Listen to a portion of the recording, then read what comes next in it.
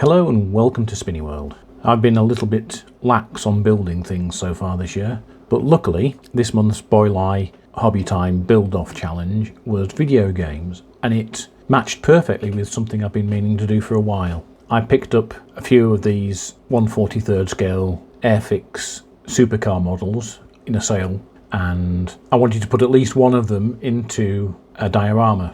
The video game I've been playing most this year is Forza Horizon 4, and like all the Horizons, it has the barn find mechanic where every so often you get a tag on a map and you go and find a barn with a decrepit car in it. So I wanted to build the barn find. This Pagani was the vehicle I chose. I don't know how you're meant to pronounce the model name. Is it Huayra? Huayra? I've taken to calling it the Hoorah. It was built more or less as the instructions called, but painted along the way. Gave it a nice matte black prime so that I could build upon that. I wasn't brave enough to open the doors and prop one of the doors open. That was just a little bit beyond me, particularly in this scale. But the Hoorah, I'm going to get so many complaints in the comments, aren't I? The Hoorah, please tell me how it's meant to be pronounced, comes with active aero. So I thought I'd take one of the flaps at the back and gently carve it out and pop it so that that bit of the active aero was stuck in the up position. They also drilled out the flap that covers the fuel filler cap and smashed one of the skylight windows in the doors. The rear wheel was sanded flat as if it's got a puncture, and when it went together the front wheel was missing and up on a pallet. Once the interior was built, I gave it a lot of weathering with various washes, put in the breeze block that had clearly gone through the window, and its new driver, which is a pigeon. And as it's a pigeon, there's lots of droppings in there as well. In between build sessions on the Hoorah, I went into Blender and created myself the barn.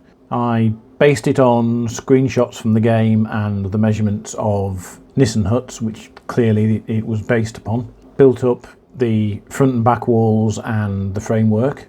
The full-size version was too big for my 3D printer, but that doesn't matter because I wanted the back end off anyway so that you can actually look inside and see the car. As well as the Nissan hut garage, I downloaded a bunch of parts and characters. All of these came from Cults 3D. Everything that I didn't create came from Cults 3D, so there'll be a link down below. Some of them are also available to buy from the shop.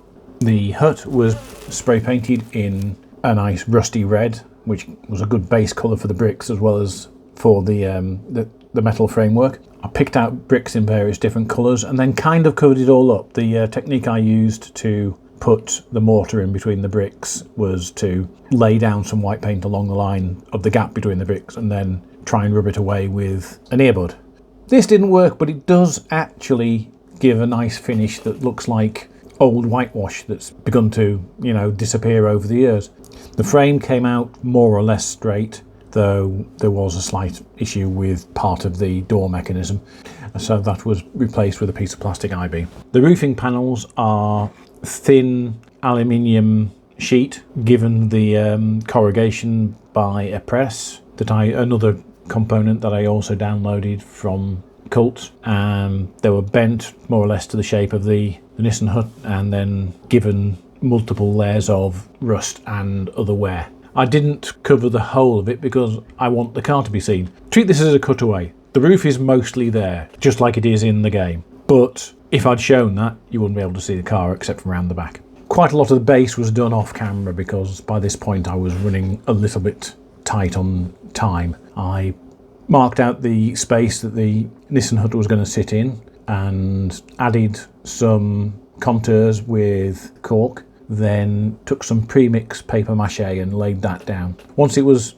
dry enough, I primed it all in black and laid down some base colours, which were then gone over with various washes, particularly inside the hut where it looked like there were lots of stains on the floor. Once the hut and all the components were glued in place, I laid down some green scatter and lichen and the like for grass cover and a bit of model railway ballast for the path up to the door. And it all came together really quickly then.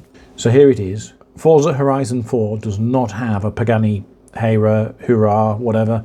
Does not have one of those as a barn find. It just was conveniently the model of a supercar that I had, and I quite liked doing it. If you've enjoyed this, don't forget to like and subscribe. You can support the Spinny World channel by shopping in the Spinny World model shop. Some of the content in there is unique to the shop, it's my own creations. There is also a Patreon where many of these videos get uploaded first, which also will give you money off in the shop.